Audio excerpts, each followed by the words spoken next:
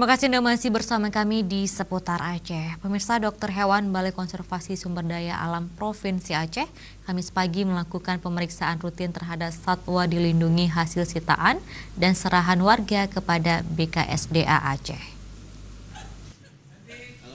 Pemeriksaan kesehatan yang dilakukan dokter hewan di Balai Konservasi Sumber Daya Alam Provinsi Aceh pagi tadi dilakukan terhadap 3 satwa yang dilindungi. Ketiga satwa tersebut yaitu bayi siamang, beruang, dan burung rungkom jelang emas.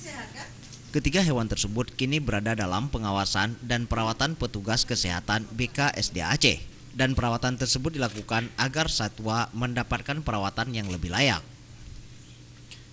Menurut dokter hewan BKSDA Aceh, Taing Lubis, dalam melakukan perawatan terhadap satwa dilindungi, pihaknya sedikit mengalami kesulitan jika menerima satwa dilindungi tersebut dalam kondisi bayi.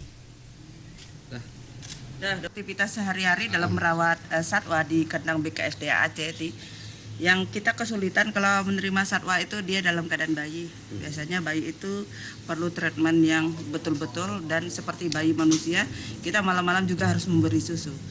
Tadi seperti si amang yang kecil tadi, dia itu dikasih ke kita dalam kondisi 2 bulan dan kondisinya sangat kritis. Setelah kita obati, kita perbaiki kondisinya, dia sekarang udah mulai bagus. Setelah mendapatkan perawatan yang memadai dan kondisi satwa tersebut dinyatakan benar-benar telah pulih, maka satwa dilindungi tersebut nantinya akan dilepas kembali ke alam bebas. Tim Liputan Aceh TV.